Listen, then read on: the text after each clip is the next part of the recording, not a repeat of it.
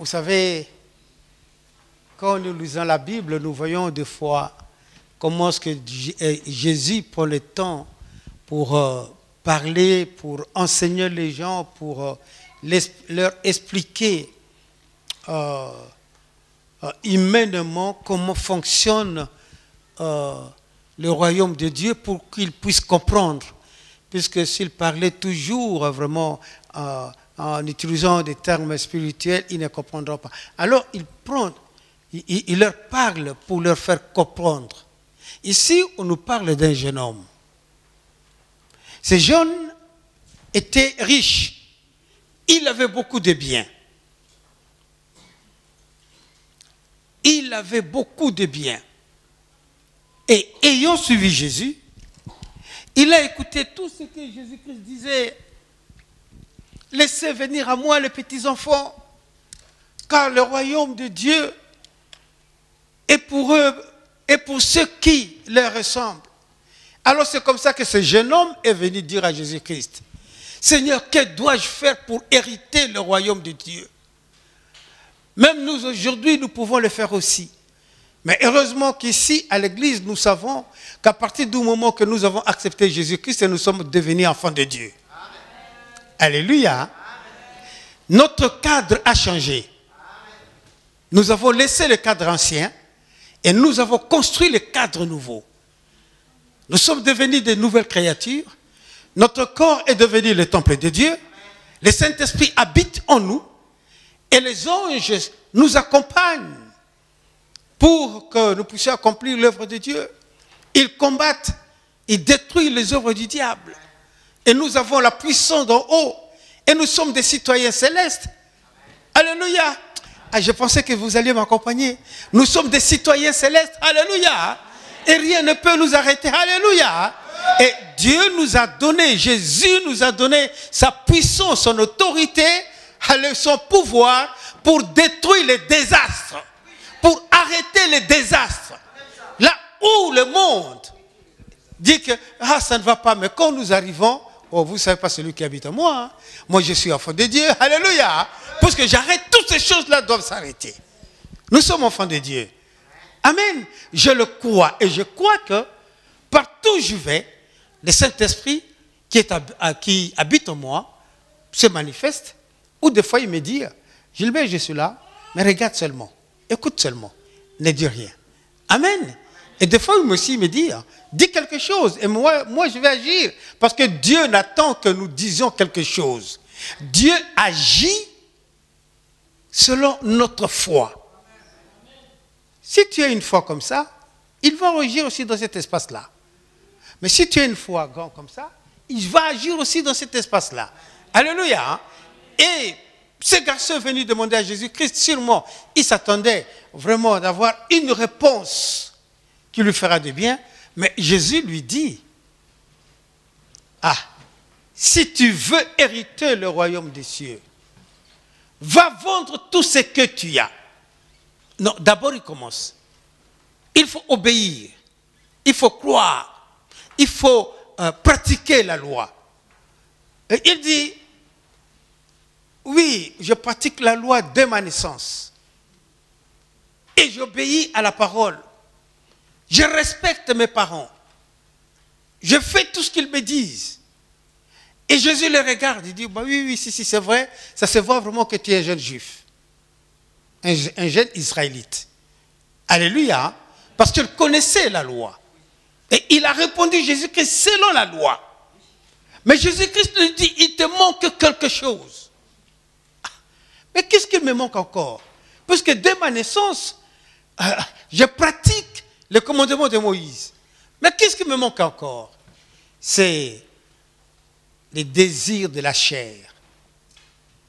L'homme s'attarde beaucoup à ce qui concerne la chair. Il écoute souvent ce que sa chair lui dit. Regarde comment est-ce que les autres font.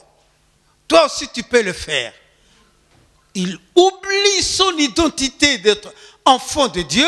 Il veut suivre les autres. On dit Dieu, grand Dieu est bon, Dieu accomplit toujours sa parole. Mais une autre personne qui vient te dit, ah, mais tu sais, hein, Satan aussi est puissant. Et qu'est-ce que tu fais? Tu laisses la parole de Dieu pour obéir au mensonge du diable. Tu oublies que Satan est un menteur dès le commencement. Amen. Et Jésus-Christ dit à ces jeunes hommes, écoute, il te manque quelque chose. Va et vends tout ce que tu as et suis-moi. Mais bien aimé, la bénédiction, la vie que nous avons viennent de Dieu. Quel que soit ce que tu as, ça vient de Dieu. Et ce jeune homme a oublié cela. Il a pensé que c'est des choses qu'il a héritées de ses pères. C'est des choses qu'il a héritées. Donc, celui, en plus qu'il continue à travailler, il a hérité et il continue à fructifier cet argent-là. Et il se dit, mais comment est-ce que je dois vendre tout ce que j'ai pour devenir un mendiant comme ces Bartimée que je vois là? Et dans son cœur, il se dit, ça c'est dur. Je ne peux pas suivre cet homme. C'est trop pour moi. Alléluia.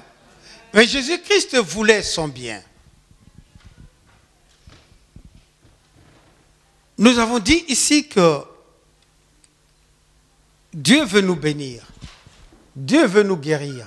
Mais pas seulement la guérison physique, mais la guérison de l'âme. C'est ce que Jésus-Christ voulait. Que ces jeunes hommes riches sachent que tout ce qu'il a, c'est Dieu qui l'a donné.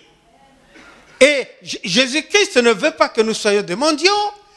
Quelque part dans la Bible, il y a un homme de Dieu qui a dit dans l'Ancien Testament, « Oh Seigneur, je ne veux pas que je sois vraiment riche. Et je ne veux pas aussi être pauvre, mais donne-moi seulement le minimum. » Non, pas du tout. Alléluia. Je veux que Dieu me bénisse. Je veux que Dieu me donne ce que j'ai besoin. Parce qu'il me dit qu'il te donne ce que tu demandes, même au-delà de ce que tu penses. Alléluia. Même au-delà. Donc quand Jésus-Christ dit à ces jeunes hommes, va vendre ce que tu as et puis suis-moi. Il dit seulement, on va distribuer ce que tu as. Alléluia. Il faut savoir donner aux pauvres. Il faut savoir donner à ceux qui sont dans le manque. Il faut savoir soutenir ceux qui sont dans le besoin. Il faut les aider. Dieu nous a bénis pour que nous puissions aussi aider les autres. Pour que nous puissions bénir les autres. Or, qu'est-ce que fait l'homme? L'homme, quand il le reçoit, il devient orgueilleux. J'avais lu quelque part dans la Bible, là où on dit, mais là on parle des riches, hein, qui maltraitent les pauvres, les gens qui manquent. Or, ce n'est pas ce que Dieu veut. Dieu veut que nous puissions nous entraider. Dieu veut que nous puissions nous aider. Et ce jeune homme, on revient dans les textes, et ce jeune homme qui a regardé Jésus-Christ, il a dit, non, je ne peux pas suivre cet homme. Et il est parti. Et Jésus-Christ continue, il s'adresse maintenant à ses disciples. D'abord, Jésus, l'ayant regardé, l'aima. Et lui dit, non, plutôt quand il a vu ce jeune homme affligé, ce jeune homme est parti. Et Jésus regarda autour de lui et dit à ses disciples qu'il sera difficile à ceux qui ont des richesses d'entrer dans le royaume de Dieu. il sera difficile. Pourquoi? Parce que les gens ne veulent pas partager leur capital, ne veulent pas donner aux autres. Vous savez, un jour, il y a longtemps, quand les gens qui passent ici à la télévision, le loto, quand ça avait commencé, alors il y avait un jeune Africain qui avait gagné, c'était 25 000, en ce temps-là c'était de francs. Il avait gagné 25 000. Et alors, on avait trouvé à Paris, vers la gare du Nord, un mendiant africain. Et ces gens-là mendiaient. Et il est allé frapper à une voiture, mais il est allé demander à un monsieur qui passait.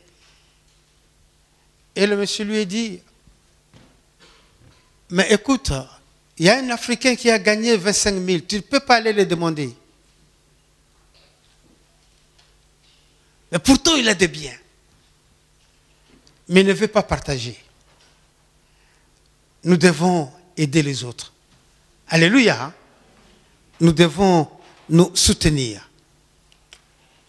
Et aussi, avec le bien que Dieu nous donne, puisque nous sommes ses enfants, puisque nous savons que tout vient de lui, nous devons aussi savoir quel est le plan de Dieu pour cet argent qu'il me donne. Qu'est-ce qu'il veut que je fasse avec ça? Vous savez, quand je parle, je ne parle pas seulement des billets de banque. Hein. Dieu peut te donner, tu as un grand champ, comme nous disons pour cette année. Tu as un grand champ. Tu peux aussi utiliser les gens. Si tu as un grand champ, le frère qui est ici. Si tu as un business, commence à embaucher tes frères. Amen. Amen. Alléluia. Amen. Commence à embaucher tes frères.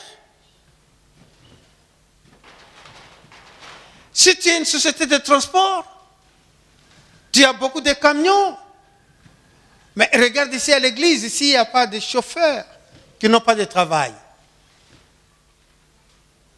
Propose qui cherche un travail, qui a son permis. J'ai un camion, moins de 3 tonnes 500, ou plus de 3 tonnes 500. Si tu as le permis poids lourd, alors viens, je vais t'embaucher. Alléluia. Nous voulons nous entraider comme ça. Alléluia. C'est comme ça que nous voulons nous entraider. C'est comme ça que nous serons riches. Amen. Nous serons riches en partageant les biens. Alléluia.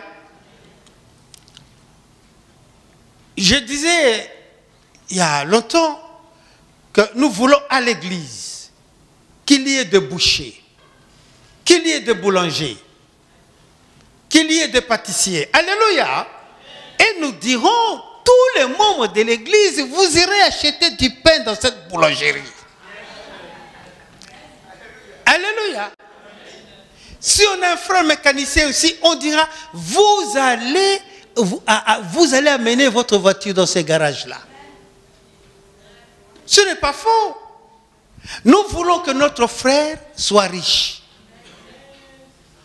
S'il est riche, s'il a compris, il donnera sa dîme ici à l'église. Et avec ça, nous allons accomplir tous les projets que nous avons.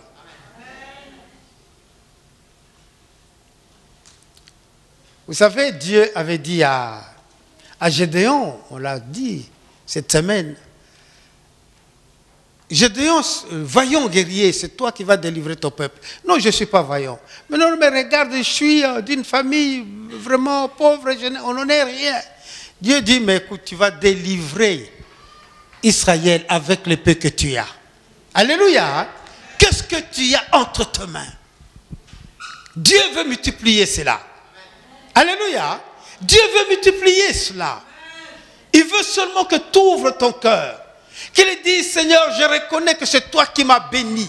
Je veux fructifier cet argent pour toi, Seigneur. Dieu va le faire. Alléluia. Il va le faire. Notre Dieu est avec nous. Amen. Alors nous continuons.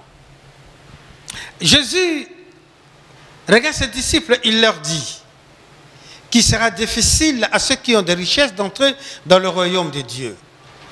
Et les disciples furent étonnés de ce que Jésus parlait ainsi. Et reprenant, il leur dit, mes enfants, qu'il est difficile à ceux qui se confient dans les richesses d'entrer dans le royaume de Dieu. Il est plus facile à un chameau de passer dans le trou d'une aiguille qu'à un riche d'entrer dans le royaume. Alléluia. Mais regarde la taille du chameau. Mais comment est-ce qu'il peut rentrer dans le trou d'une aiguille? Comment? Même moi, pour faire passer le fil, il faut que je mette mes lunettes. Sinon, je ne pourrais pas s'agir. Mais Jésus dit que, alléluia, qu'il sera difficile aux riches qui ont beaucoup de biens d'entrer dans le royaume, qu'un chameau de passer par le trou d'une aiguille. Notre Dieu est avec nous. Et il dit à ses disciples, qui lui a demandé après, mais maître, mais qui peut alors être sauvé? Qui peut être sauvé?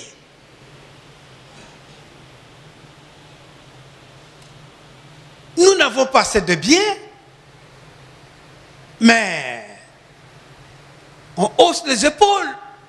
Tu ne me vois pas, tu ne me vois pas, tu ne me connais pas. Mais alors, en parlant du royaume, comment est-ce que nous devons faire? Qu'est-ce que nous pouvons faire?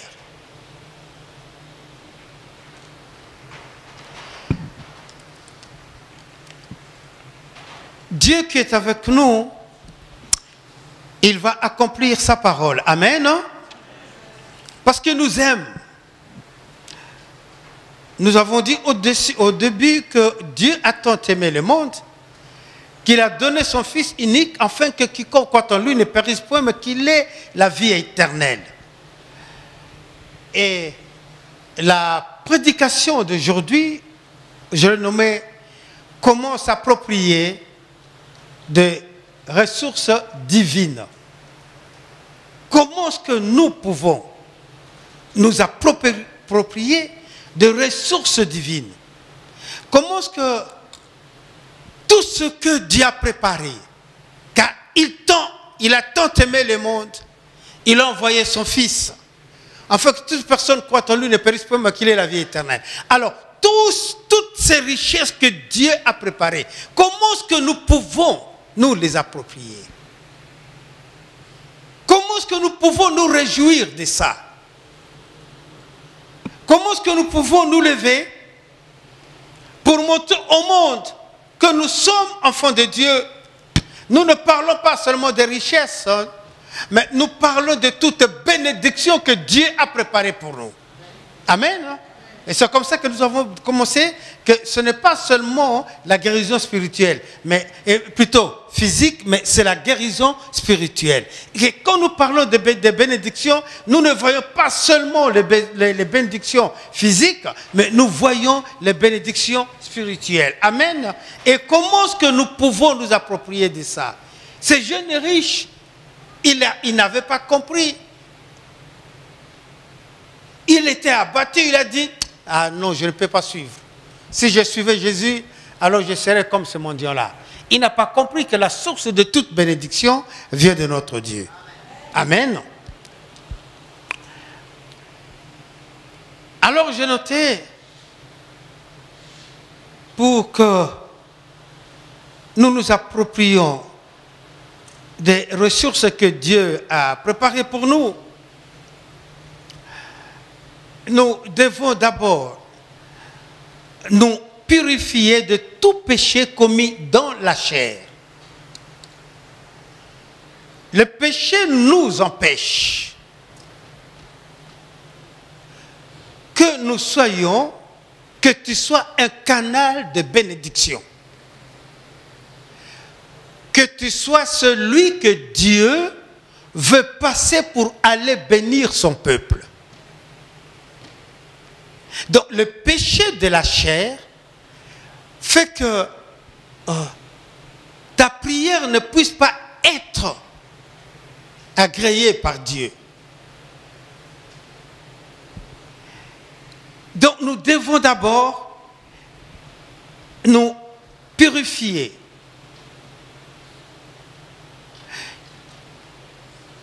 J'ai noté qu'il y a ce que j'ai constaté, que beaucoup de chrétiens luttent. Ils luttent vraiment. Chercher comment demander à Dieu. Ils font beaucoup d'exercices. Là, on te dit, il faut jeûner 31 jours, il faut jeûner 15-20 jours. Mais si tu regardais très bien cette personne-là, qui va jeûner, regarde sa vie spirituelle, vous allez voir que ce n'est pas conforme à la parole de Dieu. Et c'est comme ça qu'on voyait, pas ici en France, mais dans les pays asiatiques, des gens qui se flagellaient, qui se disaient, je dois me faire mal pour que je puisse hériter le royaume des cieux. Ah, même ici aussi, chez nous, je vis ça. Un jour, nous étions allés à Montmartre.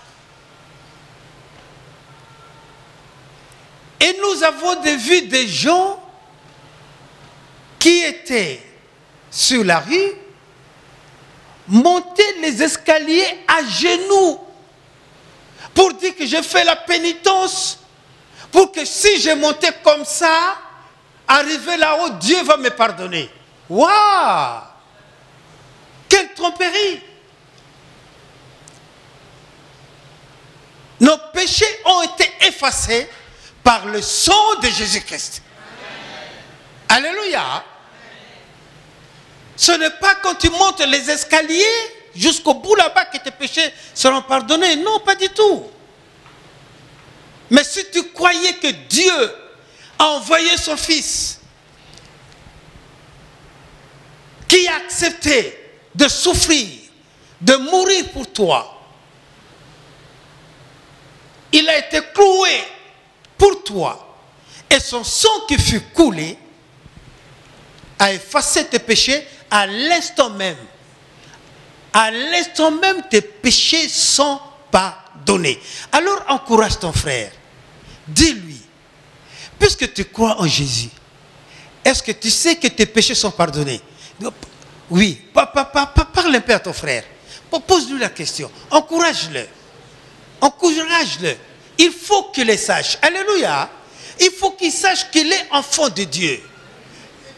Il est enfant de Dieu. Nous sommes enfants de Dieu. Pas par nous-mêmes, mais parce que nous croyons en Jésus-Christ. Alléluia. Parce que nous croyons en Jésus-Christ. Chaque soir avant de dormir, avant de me coucher, je prie et j'analyse un peu comment a été ma journée.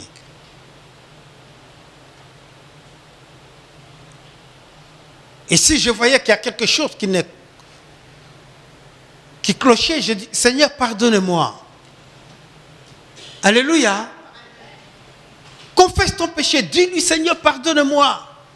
À l'instant même, il va te pardonner. Vous savez, on va citer tout à l'heure, il y a des péchés, il y a un comportement que nous manifestons de foi qui nous empêche de travailler activement avec notre Seigneur. Ce comportement, ce péché, empêche que Dieu puisse nous utiliser comme il faut,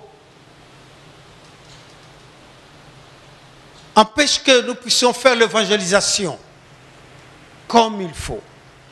Alors je me suis posé la question, comment est-ce que je peux faire pour être toujours agréable à Dieu? Comment est-ce que je dois me comporter pour rester toujours devant la présence de mon Dieu? Je me suis posé la question et je me suis dit, quand je dis je me suis posé la question, ça peut être aussi toi, hein? Alléluia, que tu t'es posé la même question. Alors on va prendre un exemple.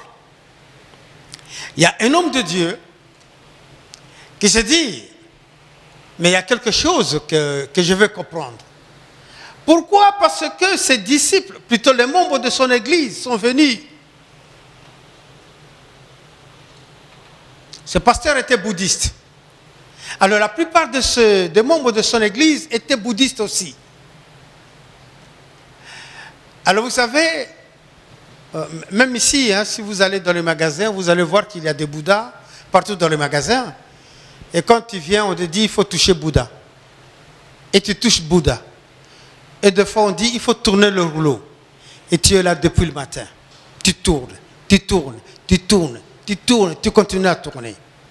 Et quand ces gens-là sont venus à Christ, ils voulaient aussi voir ce Dieu-là qu'ils vont toucher. Ils ont demandé au pasteur, pasteur, mais nous sommes venus ici, nous avions l'habitude de toucher notre Dieu, de tourner le rouleau.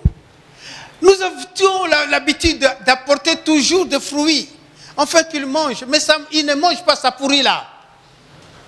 Il dit, mais pasteur, qu'est-ce que nous pouvons faire? Et le pasteur était là, oh, mais qu'est-ce que je peux leur dire?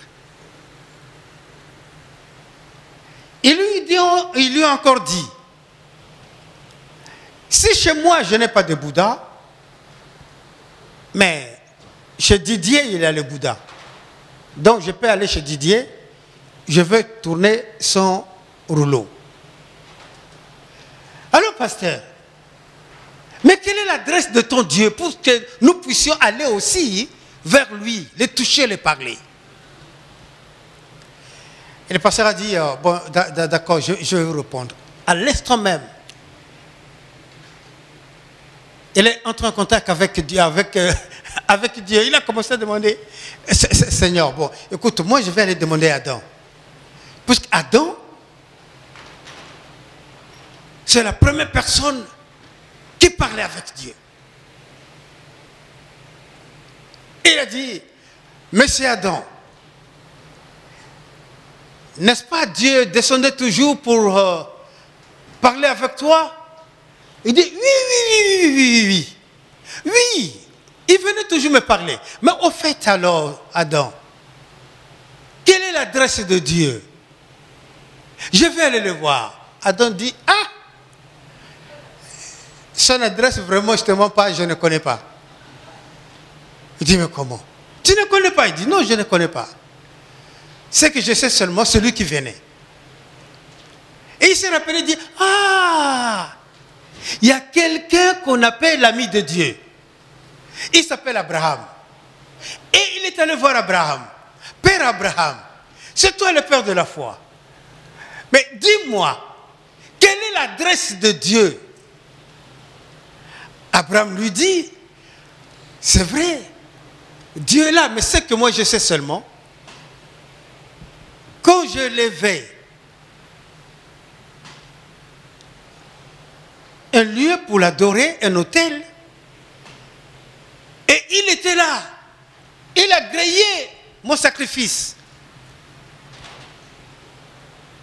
Et partout où j'allais, il me disait, dresse l'autel ici.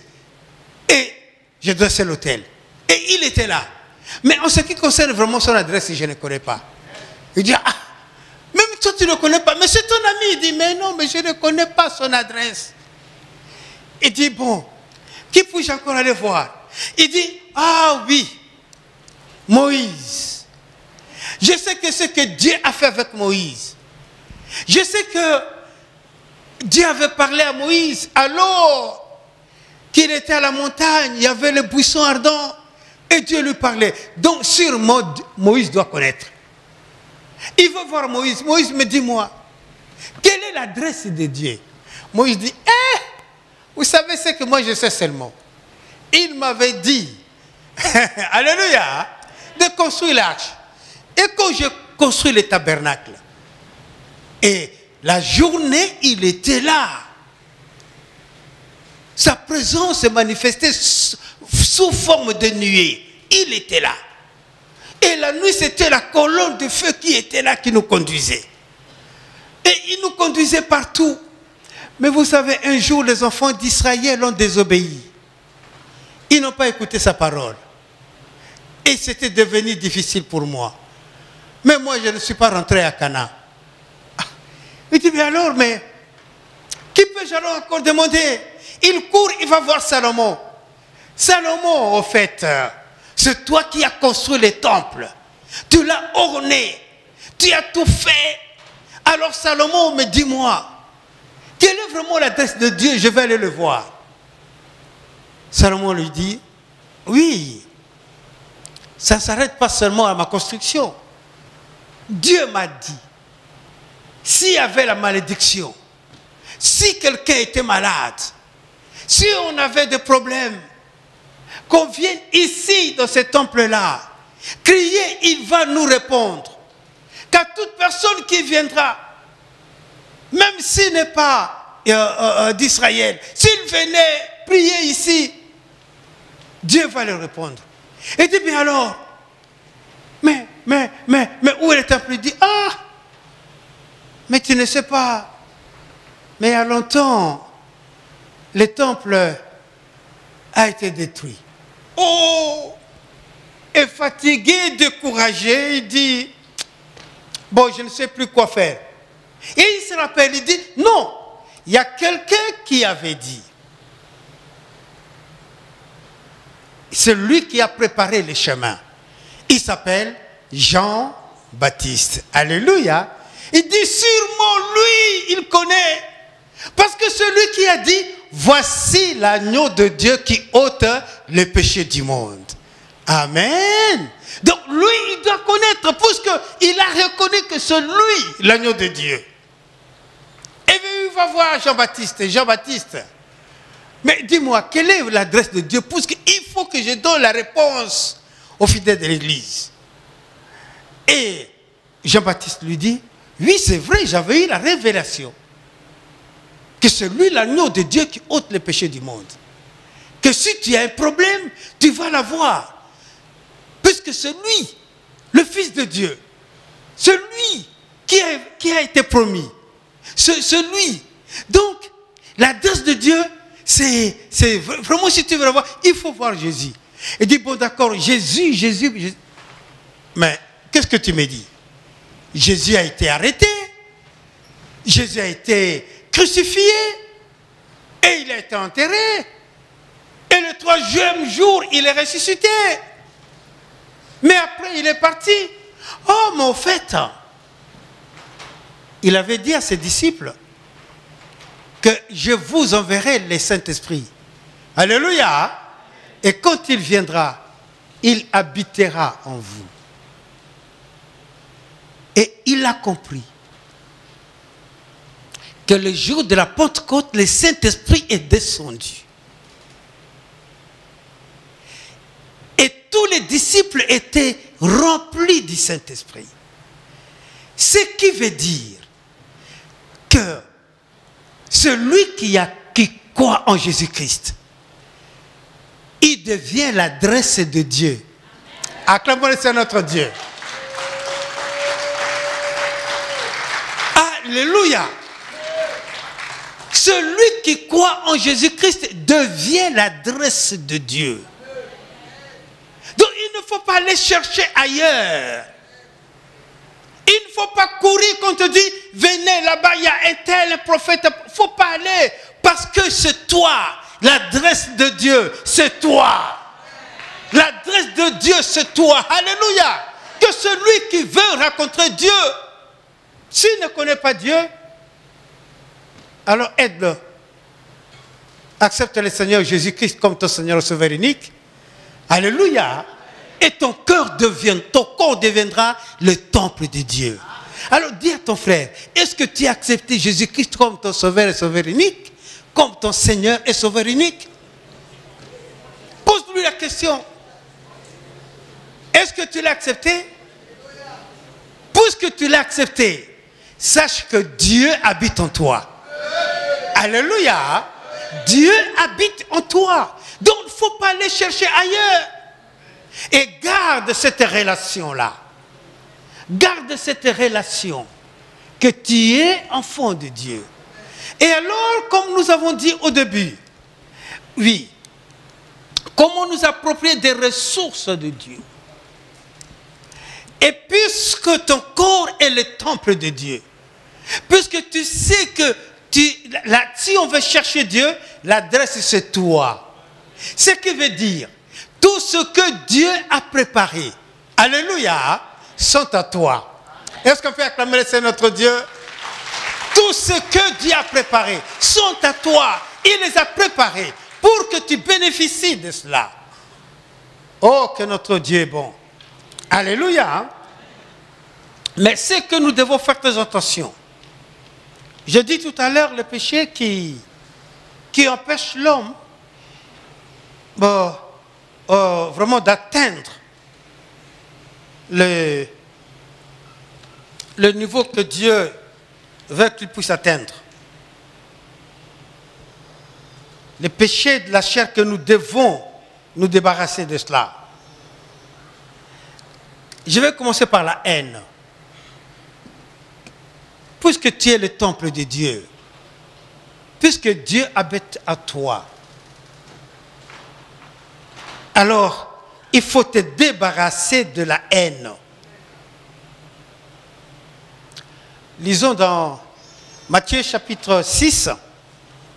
Amen. Alléluia. Jésus-Christ dit,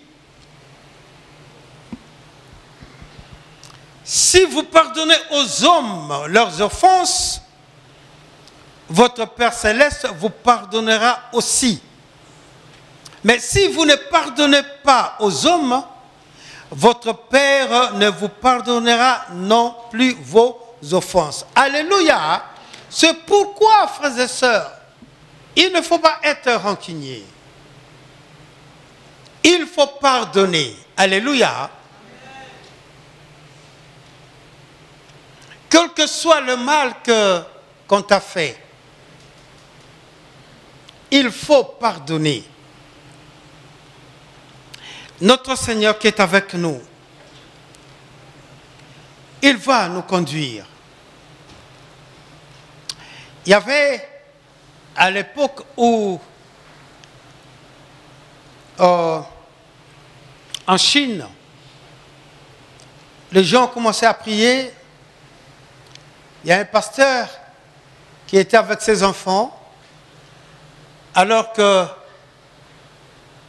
le président Mao Tse-tung avait dit de détruire toutes les églises et d'arrêter les pasteurs, tous les chrétiens. Et ce pasteur était arrêté, lui et ses enfants. Alors, la brigade qu'on avait envoyée a arrêté cette personne. Et devant les gens, on a demandé au pasteur de renier sa foi. Sinon, il sera tué, lui et toute sa famille. Il a regardé son épouse. Il a regardé ses enfants. Alors il s'est dit, pour mes enfants, parce que je les aime, mais écoute, je vais quand même régner, mais à côté, on va continuer à prier. Et alors, quand le monsieur dit, oui, je veux sa femme l'arrête. Sa femme dit, l'encourage de ne pas renier Jésus-Christ. Amen.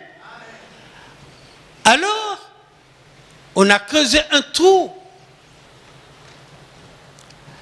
On a dit au monsieur de descendre avec ses enfants. Et ils ont commencé à remplir le trou. Et les enfants étaient partis. Les enfants étaient engloutis. Et les parents, voyant que les enfants étaient déjà morts, ils se sont laissés aussi.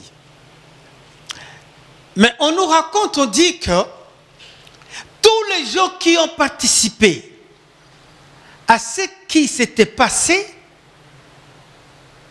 tous étaient devenus chrétiens. Alléluia. Tous étaient devenus chrétiens. C'est seulement parce qu'un homme n'a pas renié Dieu. Amen. Donc nous aussi, puisque nous aimons notre Seigneur, chassons loin de nous la haine. Le deuxième péché que nous devons nous débarrasser, c'est la crainte. Il y a beaucoup de gens qui ont peur de rien. Il suffit qu'il y ait un bruit seulement comme ça, alors il crie. Mais il n'y a rien. Un jour, j'ai écouté le pasteur Charles dire que lui, il suffisait seulement que les chats aboient, il commence à courir, les chiens. Mais depuis qu'il a accepté Jésus-Christ, alléluia, c'est fini cette crainte-là. Amen. Beaucoup de chrétiens, ils sont chrétiens, ils savent qu'ils sont enfants de Dieu. Mais ils ont peur du diable. Ils ont peur du diable. Mais tu es enfant de Dieu. Le Saint-Esprit habite en toi. Il y a des gens qui ont encore peur de sorciers. J'étais allé au Congo en 91. Et j'ai vu un jeune garçon de 9-10 ans. Le soir, à ce temps-là, il y avait le culte qui commençait à 17 h pour les jeunes. Et il était prêt pour aller au culte. Sa tante, qu'on dit chef de famille, rentrait aussi. Et il a salué seulement, tantine, tu es là? Il partait. Et sa maman a crié après lui. Hé, Boniface, mais ta tante il vient d'arriver, toi tu ne le salues même pas, tu ne restes pas pour causer avec lui. Il dit non, moi je vais au culte, maman, je vais au culte. Et la maman dit, mais c'est elle qui est la chef de famille. Et cet enfant l'a dit, oui, s'il est chef de famille, il ne peut pas m'assurer la vie éternelle. Alléluia. Mais là, au culte, tout ce que je vais apprendre, ça va m'encourager à marcher toujours selon la parole de Dieu. Amen. La Bible dit, plutôt je reviens, je dis, tu as peur de Satan? Oui, c'est bien, mais sache, le diable, lui, il a peur de Dieu. Or, nous avons dit que l'adresse de Dieu, c'est ton corps. Mais comment est-ce que tu peux encore avoir peur de Satan? Puisque Satan lui-même a peur de Dieu. Acclamons le Seigneur. Qui tu es, mon frère? Qui es-tu? Qui es-tu? Oh, notre Dieu est avec nous. Amen. Non? Il est notre Seigneur. Et le troisième péché que nous devons nous débarrasser, cela c'est le complexe d'infériorité. Complexe d'infériorité. Ah, moi vraiment je ne peux pas. Mais comment? Tu es enfant de Dieu, alléluia. Jésus-Christ, pour nous, il a porté sa croix. Il n'a pas refusé, il a porté sa croix. Il savait très bien qu'il sera crucifié. Mais il a défié ces gens-là. Il a accepté d'y aller. Mais nous avons le complexe d'infériorité. Ah, parce que je le vois comme ça. Donc sûrement, il est plus grand que moi. Le plus grand, c'est notre Dieu. Alléluia. Ce n'est pas un homme. Mais, selon les responsabilités que Dieu nous donne. Alléluia. La Bible nous dit d'obéir à ceux qui ont une qualification supérieure. Mais cela ne veut pas dire que je suis complexé devant lui. Parce que je sais que je suis enfant de Dieu. Alléluia. Je sais que je suis enfant de Dieu. Il y a longtemps,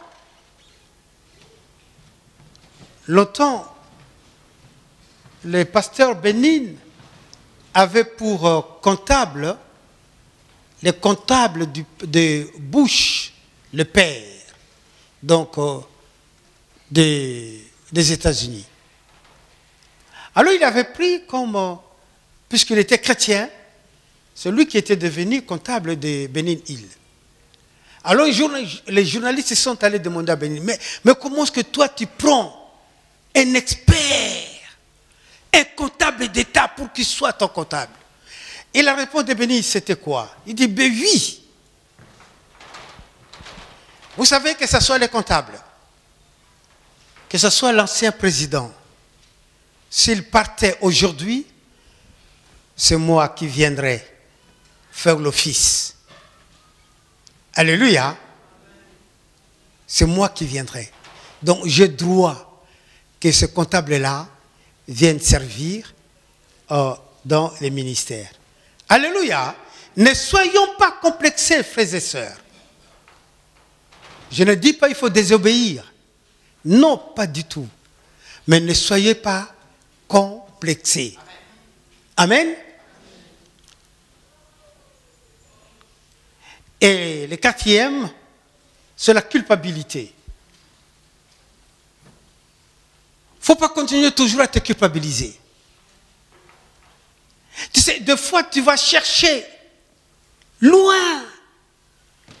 Qu'est-ce que je fais? Qu'est-ce que je fais? Qu'est-ce que je fais? C'est comme ça que nous avons cité l'exemple de Jacob. Jacob était parti. Il était parti. Et en chemin, Dieu l'a montré l'échelle qui était de là où il avait posé ta tête jusqu'au ciel. Dieu l'a montré. Cette ville-là qui s'appelait Luz, mais plus tard c'était devenu Bethléem. Et il est parti. Plusieurs années, quand il revenait, il s'est rappelé, il a dit, ah, sûrement mon frère, comme il est vaillant, comme il est guerrier, sûrement. Sûrement, il continuait toujours à se culpabiliser. Mais j'ai dit tout à l'heure que c'est Dieu qui l'avait donné l'ordre de retourner. Alléluia. Mais lui, il s'est culpabilisé. Il a dit, je veux faire encore cette stratégie-là. Que tous mes ouvriers, que tous ils partent, ils partent. Alors,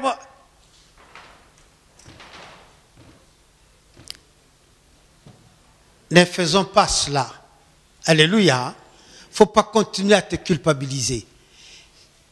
Tu dois savoir qu'un homme, de la personne de Jésus-Christ, il s'est donné pour toi. Alléluia. Il s'est donné pour toi. Donc ce n'est pas la peine de te culpabiliser. Comme cette jeune fille que j'avais rencontrée au Congo, à 19 ans, il avait déjà plusieurs avortements. Et elle m'avait dit, Dieu ne peut pas me pardonner vu le nombre d'avortements que j'ai faits.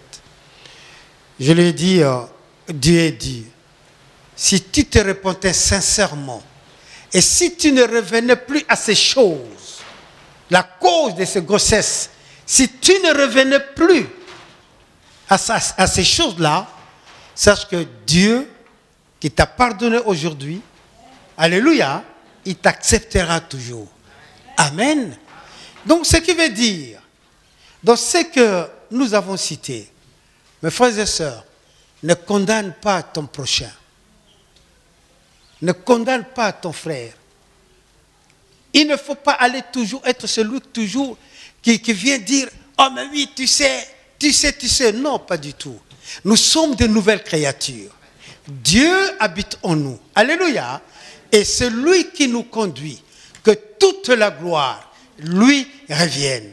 Dans tout ce que nous ferons, dans tout ce que nous pouvons dire, sachant toujours, je le fais pour que toute la gloire revienne à notre Dieu. Amen. Tu es l'adresse de Dieu. Amen. Tu es l'adresse de Dieu. Si quelqu'un veut trouver Dieu, alléluia, dis-lui, je suis l'adresse de Dieu. Il te posait la question, comment est-ce que tu peux dire ça? Tu dis, ben oui, parce que Jésus-Christ a dit que celui qui me voit, il voit le Père. Amen. Non? Et celui qui me conduit, c'est l'Esprit de Dieu qui habite en moi. Amen. Et Jésus a dit, je m'en vais, mais je vous l'enverrai, le Saint-Esprit. Donc l'Esprit qui était en Jésus-Christ, le jour de la Pentecôte est descendu, il a rempli tous les disciples. Ce qui veut dire, parce que tu crois en Jésus-Christ, l'Esprit de Dieu habite en toi. Donc on ne peut pas chercher Dieu ailleurs, tu es l'adresse de Dieu. Amen. Que notre Dieu soit béni.